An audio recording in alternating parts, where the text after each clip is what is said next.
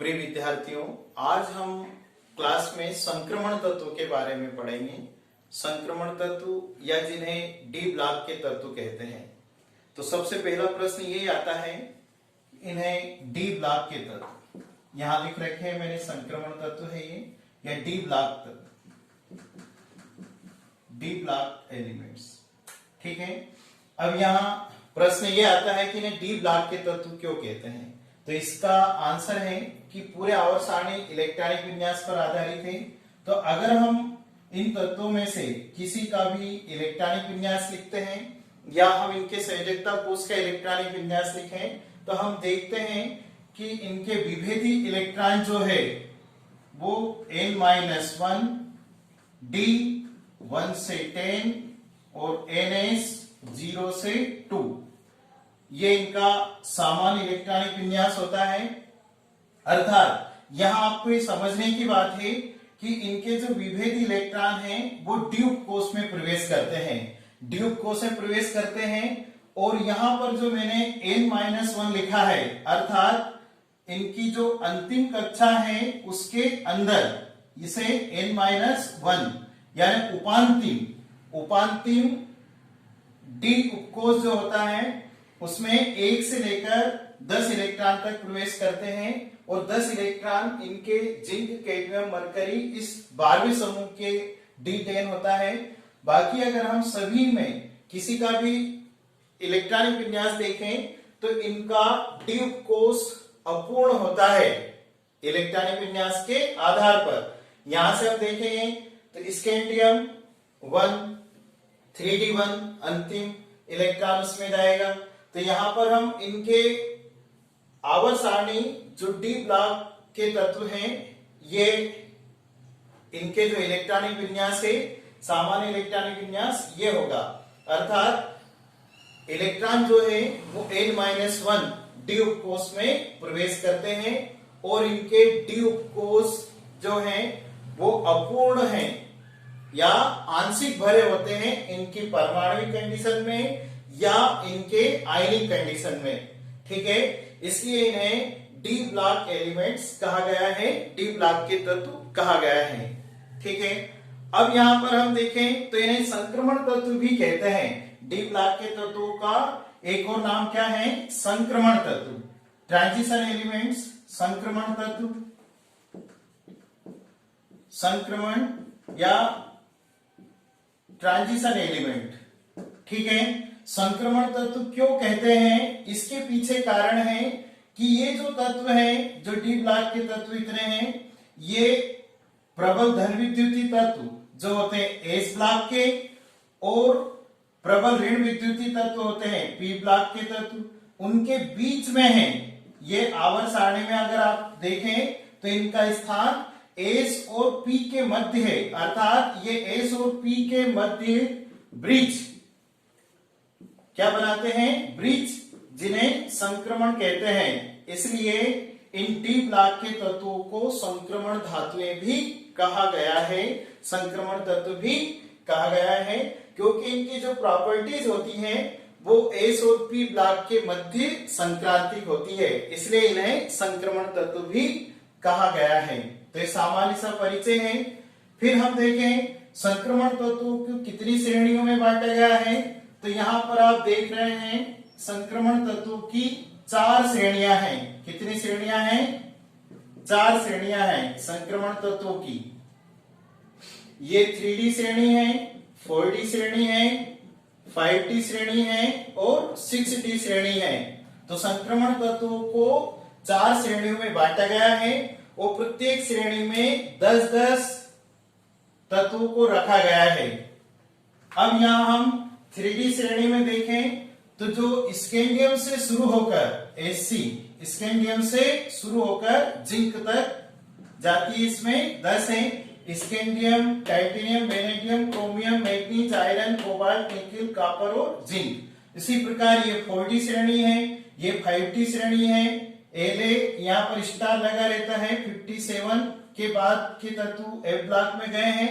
और यहाँ AC 89 star लगा रहता है, इसके बाद के तत्व एफ ब्लॉक में जाते हैं।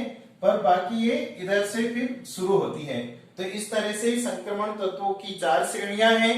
और अगर हम इन सभी संक्रमण तत्वों के गुणों की चर्चा करें तो यहां पर हम इनके सामान्य गुणों का डिस्कस कर रहे हैं कि इनमें सभी धातुएं हैं, ठोस धातुएं हैं। यहां पर अपवाद है पारा, मरकरी सामान्य ताप पर द्रव रूप में होती है, बाकी सभी तत्व ये ठोस धातुएं हैं। अब ठोस धातुएं हैं, मेटल है, तो विद्युत और उष्मा के गुड कंडक्टर है। हीट एंड इलेक्ट्रिसिटी, विद्युत और उष्मा के अच्छे चालक होते हैं, ये सभी धातुएं हैं। इसके अलावा इन धातुओं का जो गलनांक क्वथनांक उच्च होता है। इन डी ब्लॉक के तत्वों का melting point and boiling point high होता है, उच्च होता है, मरकरी को छोड़कर। फिर ध्यान दें हम इनके गुणों पर कि ये मिश्र धातु बनाने का गुण रखते हैं। संक्रमण तत्व जो है ये मिश्र धातु बनाने का गुण रखते हैं। अब यहां पर हम एक एक गुणों की चर्चा कर रहे हैं। तो मिश्र धातु, मिश्र धातु उदाहरण के लिए पीतल है। मिश्र धातु का उदाहरण क्या है? पीतल है। तो ये कॉपर और जिंक इसके मिश्रण से बनी है जो डी ब्लॉक के तत्व में है। ठीक है। एल्यूमिनियम ब्रांच, एल्यूमिनियम जो ब्रांच होता है, एल्यूमिनियम ब्रांच जो रोल्ड गोल्ड के नाम से है। तो कॉपर प्लस एल्यूमिनियम और भी मच मेनी मोर, अधिकतर जो मिश्र धातु निर्माण का इनमें गुण होता है संक्रमण तत्वों में। इसके अलावा हम दूसरे गुण को देखें, मिश्र धातु बनाने का गुण होता है। दूसरा गुण इनका देखें तो ये परिवर्तनशील ऑक्सीकरण संख्या दर्शाते हैं। परिवर्तनशील ऑक्सीकरण संख्या,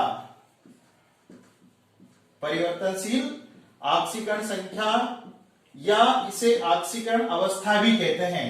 परिवर्तनशील ऑक्सीकरण संख्या दर्शाना इनका एक अपने आप में विशेष गुण है जो इनके अपूर्ण उपांतिम डी उपकोष के कारण होता है। ठीक है। अब यहां हम देखें कि Fe plus 2 plus Fe3 plus, इस तरह से Cu प्लस Cu2 प्लस, और मैग्नीज अधिकतम Mn यहां पर +7, यानी ये +1 से +2 +3 से लेकर अधिकतम +7 तक ऑक्सीकरण संख्या दर्शाते हैं। तो ये इनका एक स्पेसिफिक फीचर है, एक विशेष गुण है कि ये परिवर्तनशील ऑक्सीकरण संख्या दर्शाते हैं। ठीक है। फिर अगले गुण की हम चर्चा करें। परिवर्तनशील ऑक्सीकरण संख्या के बाद इनके आयन, संक्रमण तत्वों के जो आयन होते हैं एवं इनके कुछ यौगिक होते हैं, आयन एवं यौगिक अनुचुंबकीय भी होते हैं। अनुचुंबकीय यानी ये अनुचुंबकीय गुण भी दर्शाते हैं। अब यहां पर आपको ये समझना होगा, अनुचुंबकीय गुण दर्शाने के लिए इनके आयन में या कंपाउंड में अयुग्मित इलेक्ट्रॉन होना जरूरी है। जिन आयनों में या यौगिक में या परमाणु में अयुग्मित इलेक्ट्रॉन होते हैं, कैसे इलेक्ट्रॉन अयुग्मित, वे अनुचुंबकीय गुण दर्शाते हैं। तो ये क्वालिटी संक्रमण तत्वों में होती है, तो वो अनुचुंबकीय गुण दर्शाते हैं अयुग्मित इलेक्ट्रॉन के कारण। इनमें से आयरन, निकिल और कोबाल्ट, फेनिको, इसे लौह चुंबकीय पदार्थ भी कहा जाता है, फेनिको को, आयरन, निकिल और कोबाल्ट को। तो ये अनुचुंबकीय गुण दर्शाते हैं, संक्रमण तत्वों की बहुत बड़ी विशेषता है। इसके अलावा इनके आयन और यौगिक रंगीन होते हैं, ये रंगीन कलरफुल होते हैं। इनके आयन भी रंगीन होते हैं और इनके यौगिक भी। ठीक है। आपने पढ़ा होगा CuSO4, कॉपर सल्फेट 5H2, ये नीले तोते के नाम से जाना जाता है, इसका रंग नीला होता है। तो इनकी विशेषता होती है अधिकतर संक्रमण तत्वों की कि इनके आयन और इनके यौगिक रंगीन होते हैं।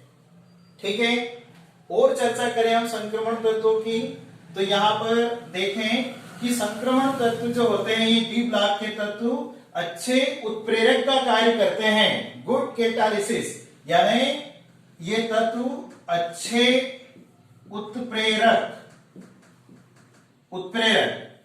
या तो ये तत्व होंगे या इनके कुछ यौगिक भी अच्छे उत्प्रेरक का कार्य करते हैं। इसका एग्जांपल देखें तो यहां पर अमोनिया निर्माण की जो हेबर विधि है उसमें आयरन चूर्ण Fe उत्प्रेरक का कार्य करता है, तो आयरन भी उत्प्रेरक का कार्य करता है। कुछ अभिक्रियाओं में कॉपर भी उत्प्रेरक का कार्य करता है, कुछ अभिक्रियाओं में प्लेटिनम भी उत्प्रेरक का कार्य करता है।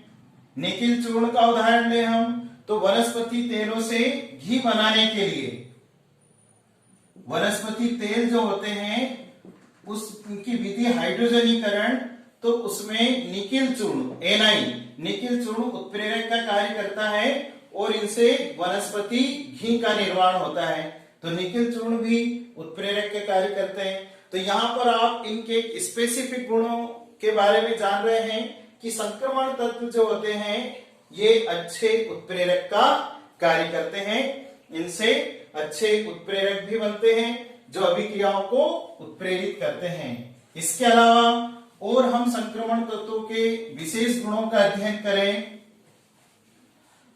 तो यहाँ पर इनमें कुछ संक्रमण तत्व ह्यूमन बॉडी के लिए भी अत्यंत आवश्यक है, जैसे कॉपर हमारे शरीर में, आयरन ये पाया जाता है। इसके अलावा कोबाल्ट, मैग्नीज, जिंक इनकी सूक्ष्म मात्रा होती है ना, ये मानव शरीर के लिए अत्यंत आवश्यक है।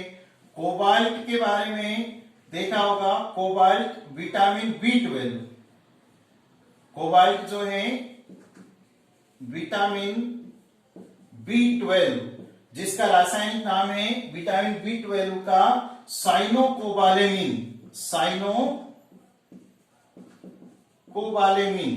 ये साइनोकोबालेमिन जो CO का एक कॉम्प्लेक्स है, तो ये विटामिन B12 का आवश्यक घटक है CO, कोबाल्ट। और कॉपर धातु हमारे लिए अत्यंत आवश्यक है, रोग प्रतिरोधक क्षमता, एंजाइम एक्टिवेशन वगैरह के लिए कार्य करती है। आयरन जो होता है लौह तत्व हमारे ब्लड के लिए, ब्लड में जो हीमोग्लोबिन होता है उसमें आयरन का परसेंटेज होता है, हीमोग्लोबिन Fe से बना है, आयरन है। तो इस तरह से कुछ संक्रमण तत्व ह्यूमन बॉडी के लिए अत्यंत आवश्यक है और ये विभिन्न तरह की उपापचय क्रियाओं, ब्लड और विटामिनों में भी भाग लेते हैं।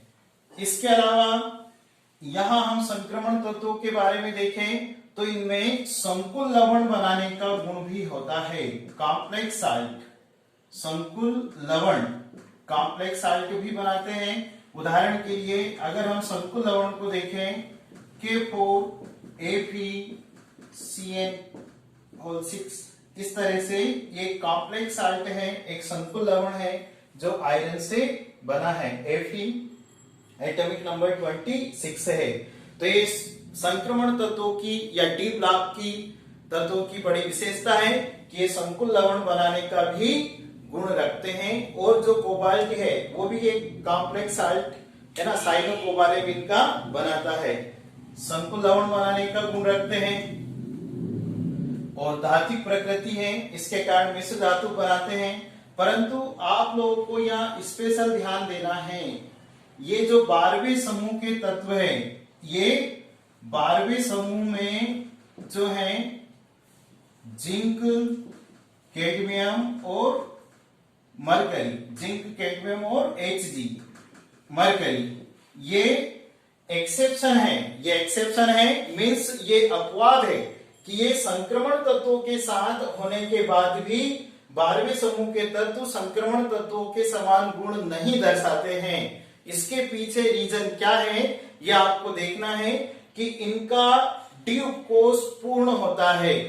ठीक है, तो आपको आगे इलेक्ट्रॉनिक विन्यास भी सिखाएंगे, तो वहां आप ध्यान देंगे कि जिंक 3D10 ये इसका ड्यूब कोर्स कंप्लीट होता है, D10 3D10, ये 4D10 और मरकरी Hg का 5D10, तो इनके ड्यूब कोर्स पूर्ण होते हैं। इसके कारण ये संक्रमण तत्वों से अपवाद है, एक्सेप्शन है कि ये संक्रमण तत्वों में शामिल होने के बाद भी इनमें संक्रमण तत्वों के समान गुण नहीं है, अर्थात ये प्रतिचुंबकीय है, ये चुंबकीय गुण नहीं दर्शाते हैं, इनमें सभी इलेक्ट्रॉन पेयर में है, युग्म में है, जबकि शेष संक्रमण तत्वों में अयुग्मित इलेक्ट्रॉन है।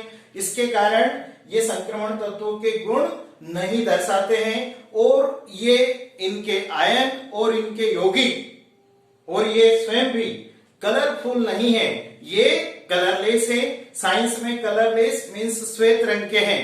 अगर आपने सफेद तोता का नाम सुना होगा ZnSO4 जिंक सल्फेट, ये श्वेत कलर का होता है जिंक सल्फेट, ठीक है। मरकरी भी श्वेत रंग की है, इसके कंपाउंड भी श्वेत रंग के हैं। तो इसके पीछे रीजन ये है कि इनका ड्यूब कोर्स पूर्ण होता है, इसलिए ये संक्रमण तत्वों के समान गुण नहीं दर्शाते हैं, ठीक है। तो यहाँ पर संक्रमण तत्वों से परिचय कराया। इसके पहले आपको बताया था कि यहाँ पर TC मानव निर्मित संक्रमण तत्व है, पहला तत्व है जो मनुष्य द्वारा बनाया गया है, ठीक है। तो ये 3D 4D 5D 6D श्रेणी के तत्व संक्रमण तत्व या ट्रांजिशन एलिमेंट्स कहलाते हैं। ओके, आज की क्लास में इतना है, इससे परिचय कराया है। Okay, thanks, best of luck.